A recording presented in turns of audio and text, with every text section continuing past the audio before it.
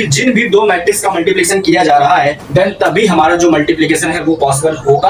अगर आप ए भी फाइंड कर सकते हो तो उसका मतलब ये नहीं कि बी ए भी फाइंड कर सकते, लेकिन अगर हमारे पास मैट्रिक्स अलग अलग ऑर्डर किया जाए तो क्या ए भी पॉसिबल है, और अगर ए भी पॉसिबल है तो उसका वैल्यू क्या आएगा ये बताना है। ठीक है, तो हेलो एंड वेलकम प्यारे बच्चों, स्वागत है आप सभी का आज के अपने इस लेक्चर में, जिसके अंदर हम बात करने वाले हैं मैट्रिक्स मल्टीप्लिकेशन के बारे में। ठीक है, क्लास 10 का टॉपिक है मैट्रिसेस का, जिसके अंदर इसका जो बेसिक है और इसके जो टाइप्स है उसके बारे में हमने आपको पिछले वाले लेक्चर्स में बता रखा है। अगर आपने वाले लेक्चर्स नहीं देखे हैं तो आप उनको पहले देख लीजिए, बाद में आपको ये मैट्रिक्स मल्टीप्लिकेशन का कॉन्सेप्ट समझ में आएगा। ठीक है, चलिए स्टार्ट करते हैं अपना मैट्रिक्स मल्टीप्लिकेशन का कॉन्सेप्ट। और आज इस कॉन्सेप्ट में हमें क्या जानना है, सिर्फ और सिर्फ मैट्रिक्स मल्टीप्लिकेशन के बारे में जानना है। ठीक है, इसके पहले वाले लेक्चर में हमने आपको स्केलर मल्टीप्लिकेशन के बारे में बता दिया था। ठीक है, स्केलर मल्टीप्लिकेशन क्या होता है एक बार रिकॉल कर लो आप, कि अगर कोई मैट्रिक्स हमारे पास इस फॉर्म में गिवन है और हमसे पूछा जाए कि 2a फाइंड करो। मान लो a कोई मैट्रिक्स ये है और 2a पूछा जा रहा है, मतलब इस 2 का मल्टीप्लाई इस पूरी मैट्रिक्स में करना होगा। देन हमें क्या करना होगा, इस 2 का मल्टीप्लाई इस पूरे मैट्रिक्स के हर एक एलिमेंट के साथ करेंगे। ठीक है, तो हमें जो 2a का वैल्यू मिलेगा वो क्या मिलेगा, वो मिलेगा 2a 2b 2c और 2d, यानी कि इस एक कॉन्सेप्ट का मल्टीप्लाई हर एक एलिमेंट के साथ हो जाएगा। तो ये होता है स्केलर मल्टीप्लिकेशन। और आज हम बात करने वाले हैं मैट्रिक्स मल्टीप्लिकेशन के बारे में, यानी कि दो मैट्रिक्स का आपस में मल्टीप्लिकेशन जब कराया जाएगा तो ये कैसे होगा। ठीक है, और ये जो कॉन्सेप्ट है ये आपका सब्ट्रैक्शन और एडिशन और स्केलर मल्टीप्लिकेशन तीनों से ही डिफरेंट है। ठीक है, तो इसके अंदर जो हम पढ़ने वाले हैं वो टोटली आपके लिए न्यू है, इसलिए आप सिर्फ और सिर्फ इसको ध्यान से देखो और समझो कि हम क्या बता रहे हैं आपको। ठीक है, देखो मैट्रिक्स मल्टीप्लिकेशन, अगर हम किन्हीं भी दो मैट्रिसेस, फॉर एग्जांपल हमारे पास ए और बी दो अलग अलग मैट्रिक्स हैं और उनके वैल्यूज हमारे पास कुछ इस तरीके से हैं। ये हमारे पास कोई मैट्रिक्स ए है और ये हमारे पास कोई दूसरी मैट्रिक्स है। ठीक है, और हमको फाइंड करना है ए बी, यानी कि ए इंटू बी फाइंड करना है, यानी कि मैट्रिक्स ए का और मैट्रिक्स बी का मल्टीप्लाई करना है। देन कौन कौन सी कंडीशन हमको देखनी पड़ेगी वो पहले जानो। ठीक है, अब आप यहां पर देखो कि पहली वाली जो मैट्रिक्स है वो हमारे पास किस ऑर्डर की मैट्रिक्स है, वो एक 2 क्रॉस 2 ऑर्डर की मैट्रिक्स है, और जो दूसरी वाली मैट्रिक्स है वो भी हमारे पास 2 क्रॉस 2 ऑर्डर की मैट्रिक्स है। ऑर्डर क्या होता है मैट्रिक्स का, इसके बारे में पहले बता चुके हैं। ठीक है, तो यहाँ पर दोनों के ऑर्डर हमने इसलिए लिखे हैं क्योंकि इसका बहुत बड़ा रोल है मल्टीप्लिकेशन के अंदर। ठीक है, आपको ध्यान देने लायक बात यहाँ पर यह है कि पहली वाली मैट्रिक्स जिसको आप मल्टीप्लिकेशन में आगे रखोगे वो, और जिसको आप मैट्रिक्स के मल्टीप्लिकेशन में बाद में रखोगे वो। ठीक है, ध्यान क्या रखना है, पहली वाली मैट्रिक्स का नंबर ऑफ कॉलम। ठीक है, क्या याद रखना है, नंबर ऑफ कॉलम, जो कि ऑर्डर में बाद वाली प्लेस पर लिखा होता है। ठीक है, अगर हम इसका ऑर्डर लिखते हैं तो उसकी जो सेकंड प्लेस है उस जगह पे हम लिखते हैं नंबर ऑफ कॉलम्स को।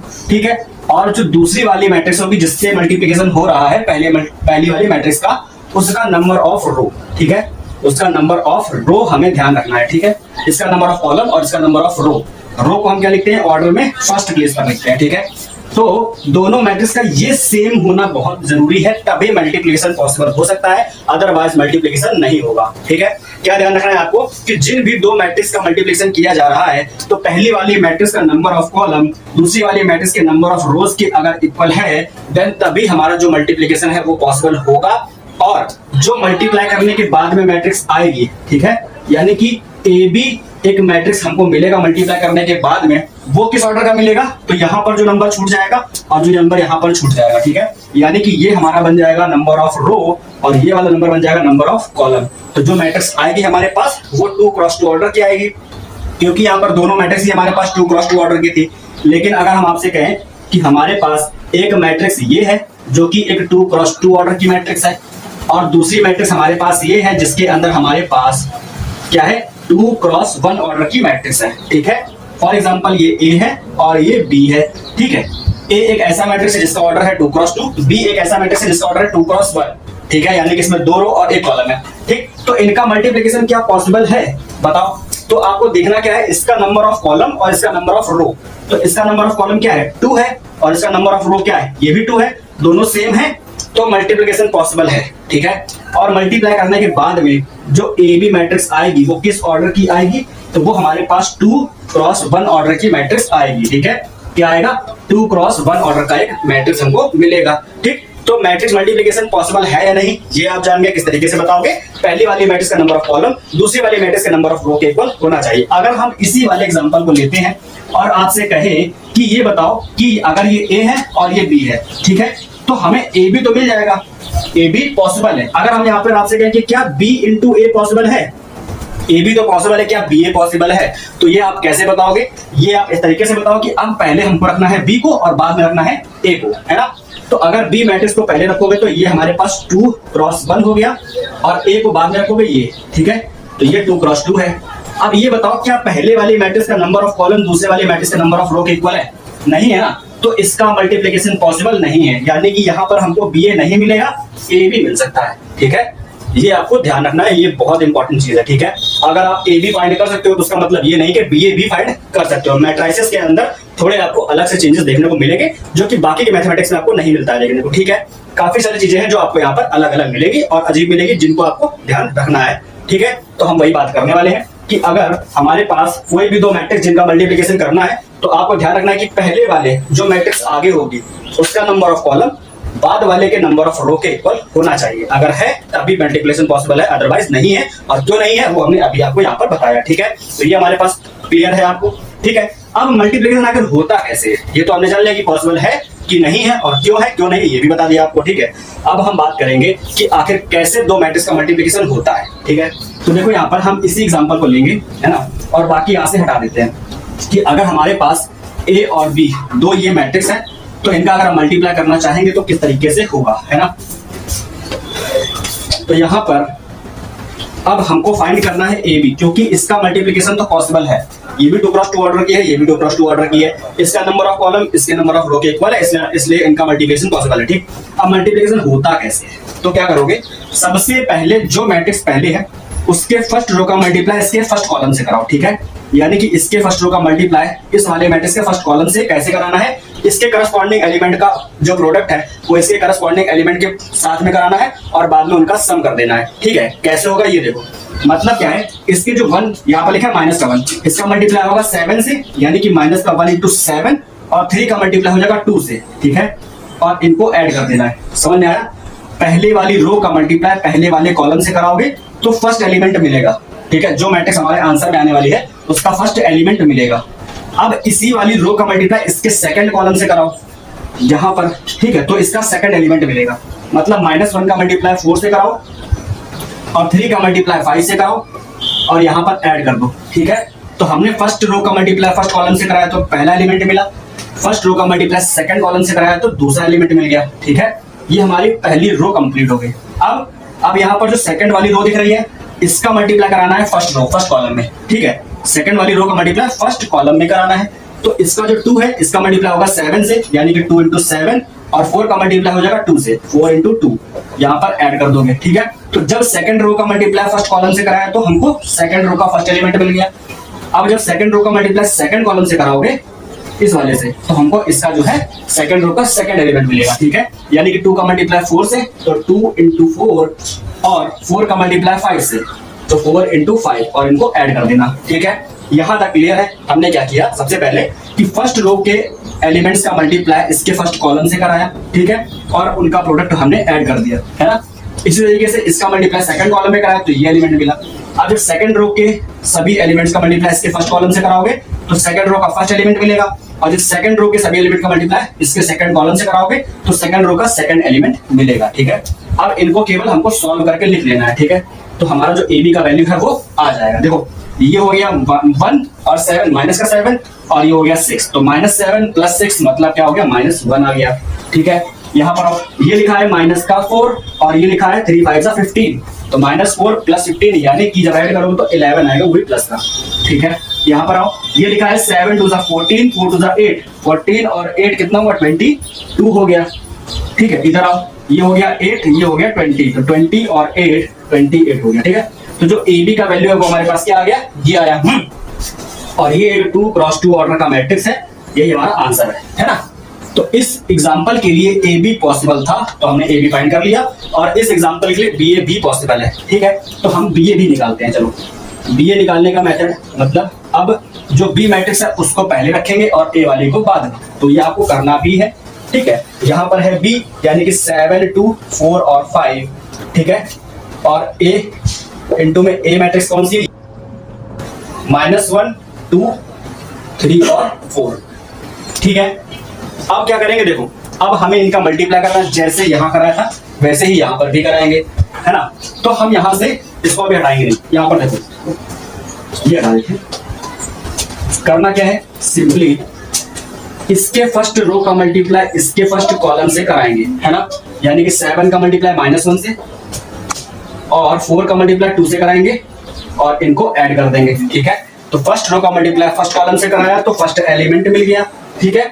अब फर्स्ट रो का मल्टीप्लाई जब सेकंड कॉलम से कराएंगे, ठीक है, तो इसका सेकंड एलिमेंट मिलेगा।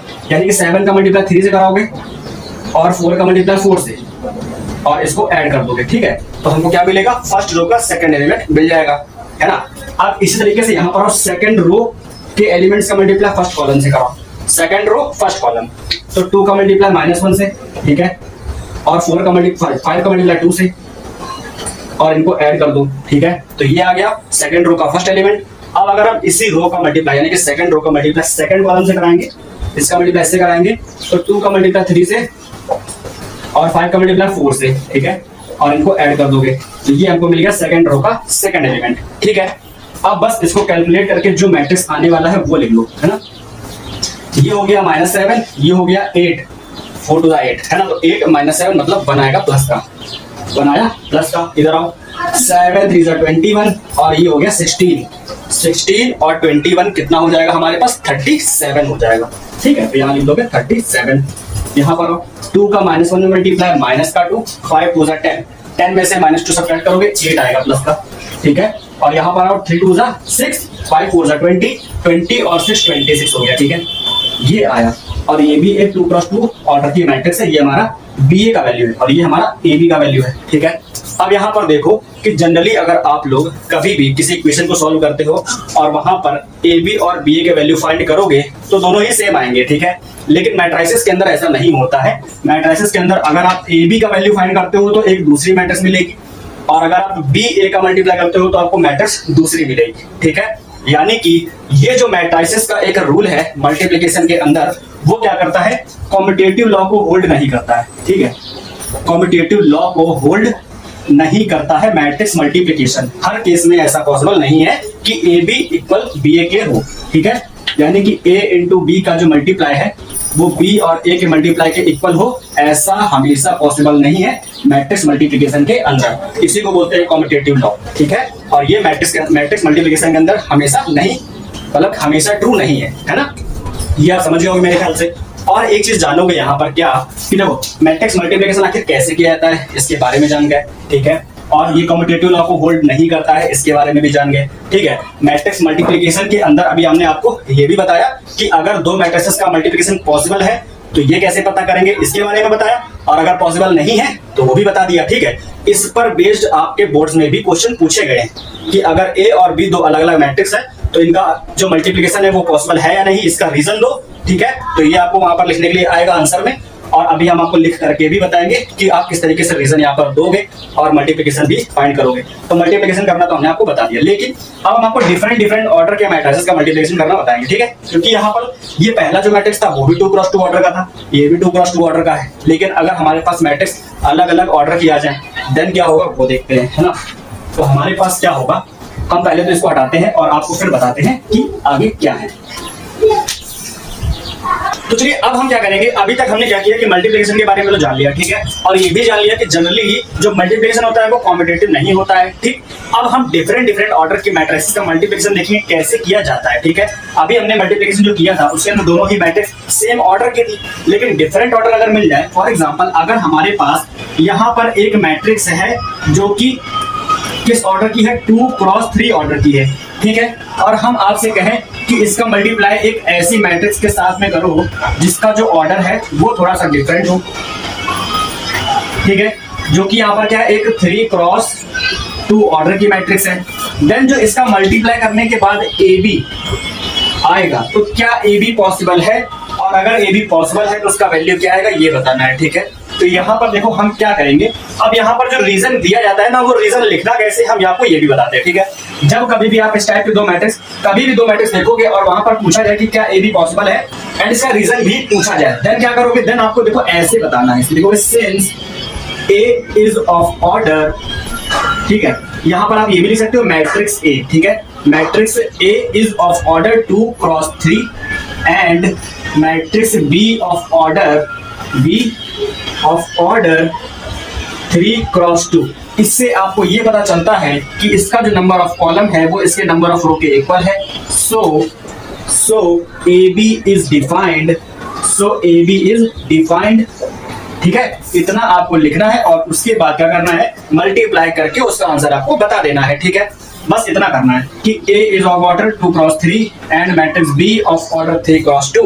और इसमें आपको साफ साफ दिख रहा है कि जो इसका नंबर ऑफ कॉलम है वो इसके नंबर ऑफ रो के इक्वल है, इस वजह से AB जो है वो डिफाइंड है। और इसके बाद हम क्या करेंगे, AB फाइंड कर लेंगे। AB फाइंड करने के लिए देखो आप किस तरीके से मल्टीप्लाई किया जाएगा, है ना। तो अगर हमें AB फाइंड करना है तो मतलब क्या करना है, मतलब इसकी फर्स्ट रो का जो मल्टीप्लाई है वो इसके फर्स्ट कॉलम के साथ कराना है, ठीक है।